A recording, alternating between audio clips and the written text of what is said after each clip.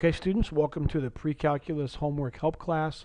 Or help video. This is the assignment you should be working on. So if that is not the one you're doing, you're on the wrong video. So here we go. Let's get started right away. Let's take a look at number 47. First of all, we're going to factor all of these problems today in your homework. First of all, you pull out what's common. There's nothing common I can pull out. So next you say to yourself, do I have a binomial or a trinomial left over? Obviously we have a binomial. And do I know the square roots or the cubed roots of these terms? Well, I know the square root of this term, and I know the square root of that term. So when you're dealing with perfect squares, you put two little parentheses.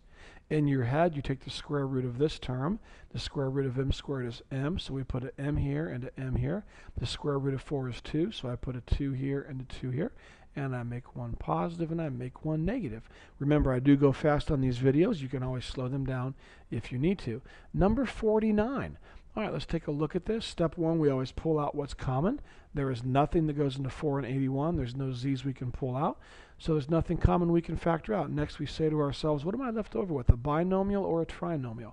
This is a binomial. Well, do I know the square roots or the cubed root of these numbers? Well, we know the square root of this term and the square root of this term. So we have perfect squares. Whenever you're factoring the difference of perfect squares, you put two little parentheses. In your head, you take the square root of this term here, and the square root of 4z squared would be 2z. 2z, so we put a 2z here and a 2z here. In your head, you take the square root of this term. The square root of 81 is 9, so we put a 9 there and a 9 there. And then we make one term positive, and we make one term negative, and we are moving on. Let's take a look at number 51. All right, step 1, we always pull out what's common. I can factor a 6 out of both of these. So I'm left over with 6 times x squared is 6x squared, and 6 times negative y squared is negative 6y squared. Very good. Now, I'm going to go ahead and bring this 6 down so I don't have to worry about it until the end. And now I'm going to factor this binomial if I can. I do have a binomial, so I then say to myself, do I know the square root of these two terms or the cubed root? Well, I know the square root, so I'm dealing with perfect squares. Whenever you're dealing with perfect squares, you put two little parentheses. And the square root of x squared is x, so I put an x here and here. The square root of y squared is y, so I put a y here and here. And then we make one positive, we make one negative.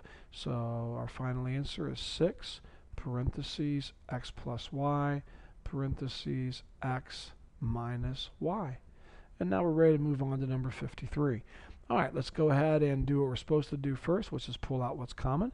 I can factor out a 4, and I can factor out an x. So I'm left over with y to the 4th, and over here I'm left over with negative z squared. Okay? Well, I have factored out my 4x. I'm going to go ahead and bring that down here so I don't have to worry about it. And now let's go ahead and factor this binomial. Do I know the square root or the cubed root of these two terms? Well, I know the square root of both of those, so we're dealing with perfect squares. Whenever you're dealing with perfect squares, you put two little parentheses. In your head, take the square root of y to the 4th. Well, the square root of y to the 4th would be y squared, so we're going to write y squared twice.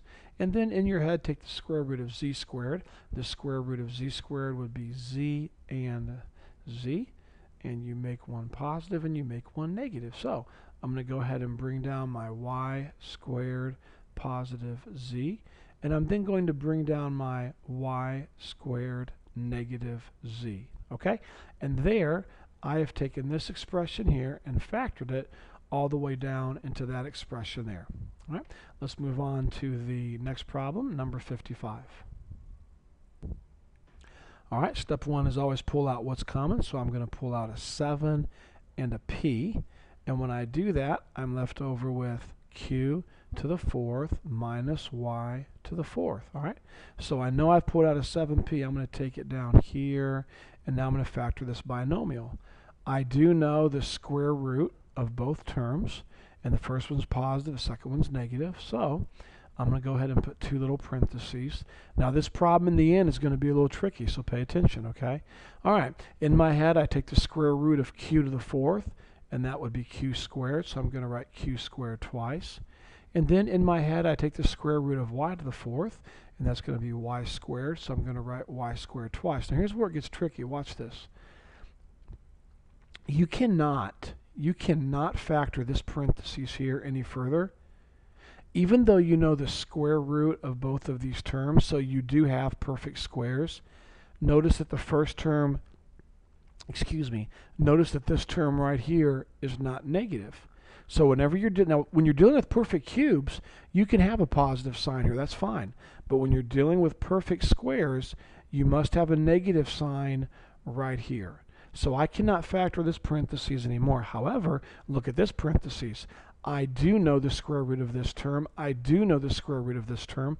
And I have a positive and a negative sign right here. So I can factor this parentheses further. So I'm going to bring this parentheses down. There's nothing I can do with it as in terms of factoring it further, but I can factor this parentheses here further. So the square root of q squared is q. So I put a q here and a q here. And the square root of y squared is y. So a y here and a y here. Make one positive and make one negative. All right. Now instead of copying all this down here, well, I guess I could just do this. I was going to say bring the 7y up, but we'll just do this. Slide this down, and there's our final answer. Okay, that's number 55. Let's take a look at number 67. Number 67. Now, step one is pull out what's common. There's nothing common we can pull out. So next we say to ourselves, okay, I'm left over with a binomial. So do I know the cubed root or the square root of these two terms? Well, I know the cubed root of both of those. So we're dealing with perfect cubes. Whenever you're dealing with perfect cubes, you put a little parentheses and a big parentheses. Okay. In your head, you take the cubed root of this term, and the cubed root of x cubed is x. And then you take the cubed root of this term. The cubed root of 8 is 2. And then whatever this sign is, you always bring that down. So we'll put a positive sign here. Now, remember what to put right here in this first. I'm going to go ahead and put blanks like this. And we're going to fill the blanks in, okay? Do you remember what to put in this first blank? You take this term here, this x, and you square it. So x times x would be x squared. Now, how do you get the second term? Well, you take this term here, which is x, and this term here, which is 2, and you multiply them. So x times 2 would be 2x. Then how do we get this last term here? Well, you take this term here, which is 2, and you square it. So 2 times 2 would be 4. And now we're done, except for the signs. Whenever this sign here is positive right here, then the sign sequence over here is positive, negative, positive, positive, negative, positive. And there you go. You have factored this binomial. Let's take a look at number 68. Step 1, pull out what's common. There's nothing common we can pull out. So step 2, we say to ourselves, okay, what am I left over with? Oh, I'm left over with a binomial. This is a perfect cube. This is a perfect cube. I know the cube root of both of those. So whenever you're dealing with perfect cubes, you put a little parentheses and a large parentheses. Okay, in your head, you take the cubed root of this term here, and the cubed root of y cubed is y. And then you take the cubed root of this term here. The cubed root of 64 is 4, because 4 times 4 times 4 is 64. And then you bring this sign down, and you put it right there. Now next you want to fill in these 3 blanks over here, and how you do that is you look at your first term here, which is a y, and you you square the y. So y times y is y squared. Then how do you fill in this blank here? Well, you take your first term, which is y, you take your second term, which is a 4, and you multiply them together. So y times 4 is 4y. And then you take your last term here, which is a 4, and you multiply them together. 4 times 4 is 16. And there we go. Now, whenever this sign here is negative, that means you come over here. Let me go back a problem. Okay, just checking something. Whenever this sign here is negative, that means all the signs over here are positive. So positive, positive, positive. Okay, and there you go. You have factored a perfect cube, all right, or the difference of perfect cubes. All right, number 69. First of all, we always pull out what's common, and there's nothing common we can pull out. So next, we are going to look at our binomial here. Do I know the square root or the cube root of these terms? Well, I know the cube root of them, so I'm dealing with perfect cubes. So I'm going to put a little parentheses and a big parentheses. The cube root of m cubed is m, so I put that here. The cube root of 1 is 1, so I put that here. And then whatever this sign is right here, I bring that down. All right. Now we got to fill in our 3 blanks over here. How do you get this first blank? Well, you take this term right here and you square it. M times M is M squared. How do you fill in this blank here? Well, you take this term and you multiply them together. So M times 1 is just M. And then the last blank here, we get that by taking this term here and we square it. So 1 times 1 is 1. Now, whenever this sign is negative, everything over here is positive. So positive, positive, positive. And we are really ready to roll. All right, let's go on to the next problem. Number 70, pull out what's common or factor out what's common. There's nothing common we can factor out. So next we say to ourselves, am I left over with a, do I know the square root or the cubed root of these two terms? Well, I know the cubed root of both of these. So they're perfect cubes. Whenever you're dealing with perfect cubes, you use a little parentheses and a big parentheses. And here we go. The cubed root of this term here would be n. The cubed root of this term here would be what? 36 times 6. Yeah. The cubed root of this term would be 6, because 6 times 6 times 6 is 216. So we're going to put a 6 here, and then because I have a positive sign here, I'm going to put a positive sign here. Now my first term right here, well, I take this n, I square it. N times n is n squared. And then for this term right here, I take the n and the 6 and I multiply them together, which is 6n.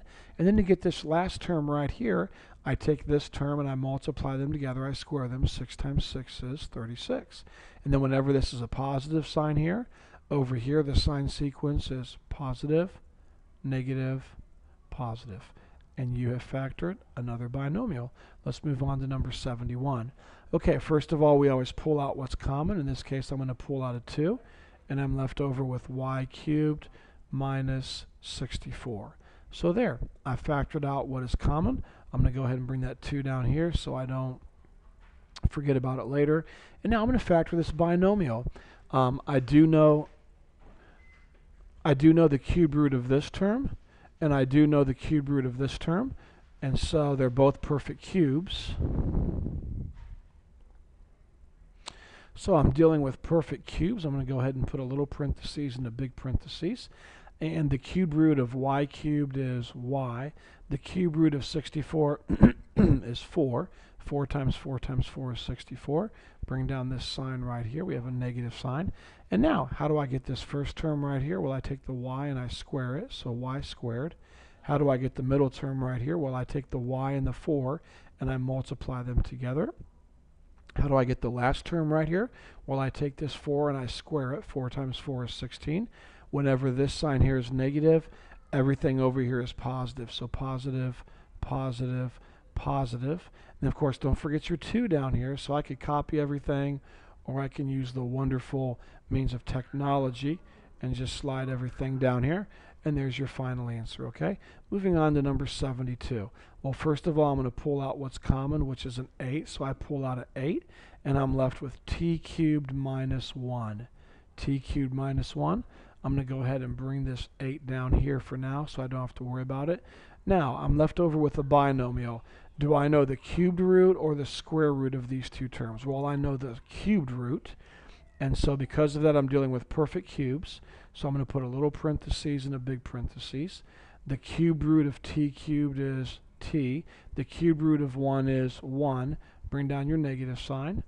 And now, how do you get this first term right here? Well, we take our t and we square it. So t squared. How do I get this second term right here? Well, I take the 1 and the t and I multiply them together. 1 times t is just t. And how do I get the last term right here?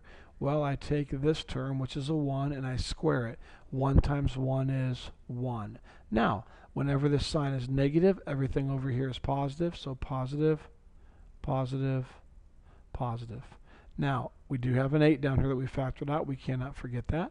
So your final answer does have to have that 8 on the outside. So there's your final answer. All right, let's take a look at the next problem, number 73. Number 73.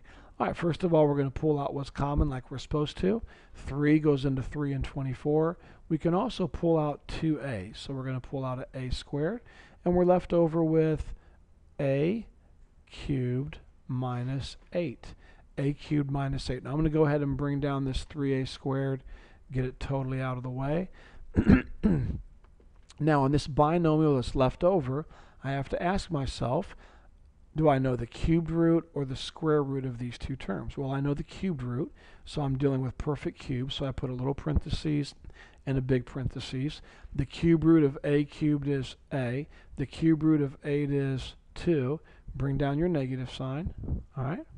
Then how do you get this first term right here? Well, you take your a and you square it. So a times a is a squared. How do you get the second term? Well, you take this term and you multiply them together. A times 2 would be 2a. And then how do you get your last term right here? Well, you take this term here, your 2, and you square it. 2 times 2 is 4.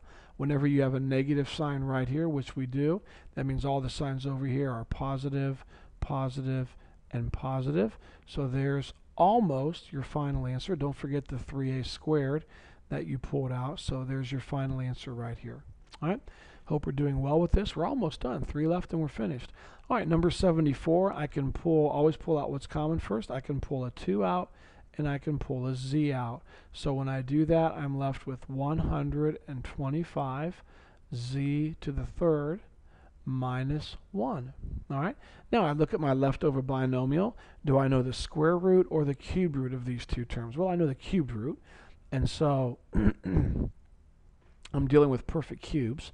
I'm going to go ahead and bring the 2z down to right here, I think. And I'm going to put a little parentheses and a big parentheses. All right. What is the cubed root of 125z cubed? Well, the cubed root of 125 is 5. The cubed root of z cubed is z. Now, what's the cubed root of 1? Well, it's 1. Then bring down your negative sign. Now, how do you get this first term right here? Well, you square this. 5z times 5z. Well, that would be 25z squared. 5z times 5z. How do you get this middle term? Well, 5z times 1. 5z times 1 would be 5z. Then how do you get this last term right here? Well, you take the 1, and 1 times 1 is 1. Now, whenever this sign right here is negative, everything over here is positive, and we have 2 problems left, and we're almost done, okay? All right, number 75 coming up. There is nothing you can factor out of this, nothing. So I'm going to go ahead and put a little parentheses and then a big parentheses because I'm dealing with cubed root and cubed root. I do not know the square root of those, but I do know the cubed root, okay? Actually, that's incorrect what I just said, so please listen to me. Let me move this out of the way for a second. You do know the square root of these, okay? Let me say that again. You do know the square root of both of these, but whenever you're dealing with perfect squares, this term has to be positive, which it is, but this term has to be negative, okay? So we cannot factor this like it's perfect squares. We cannot do that. We have to factor this like we're dealing with, hold on one second, like we're dealing with perfect cubes, okay? So here we go. All right, now, I know the cubed root of t to the 6th. It's t squared. Now, in case that confuses you, look. T squared times t squared times t squared is t to the 6th. Whenever you're multiplying like bases, you add the exponents. We know the cube root of 1. It's 1. 1 times 1 times 1. And then bring down your positive sign. All right? Now, let's fill in this first term right here. So I take t squared and I square it. So t squared times t squared would be t to the 4th. And then this next term here, I take the t squared and the 1, I multiply them together. 1 times t squared, of course, is just t squared. Then I take the 1 and I square it, so 1 times 1 is 1. And now whenever this is positive over here, right here, the sign sequence over here is positive, negative, positive. And we are moving on to the last problem. I'm as excited as you are. All right, let's take a look here. 27x to the 6th minus 8. I know of no number that goes into 27 and 8 evenly, and I cannot pull any x's out, so I have a binomial. Do I know the square root or the cubed root of these two terms? Well, I know the cubed root of these two terms, so I'm dealing with perfect cubes. Whenever I'm dealing with perfect cubes, I put a little parentheses, then a big parentheses. All right, in your head, let's take the cubed root of this. The cubed root of 27x to the 6th. Well, the cubed root of 27 is 3. 3 times 3 times 3 is 27. And the cube root of x to the 6th is x squared. So 3x squared. Now I'm going to take the cube root of 8, which would be 2, and then bring down this sign, negative sign. And now let's go ahead and find our first term right here. We have 3x squared. So you're going to take 3x squared times 3x squared. That will give you 9x to the 4th. Then how do I find this middle term right here? Well, I'm going to multiply 3x squared times 2. Multiply these two terms together in your head, and you would come up with 6x squared. And then the last term right here, we simply take this term and square it. 2 times 2 is 4. So whenever there's a negative sign here, everything over here is positive, positive, positive, positive, and we're finished. Not too bad, okay? I'm hoping that you're understanding all of this factoring that we're doing. I hope you're staying on top of this, and contact me if you have any questions.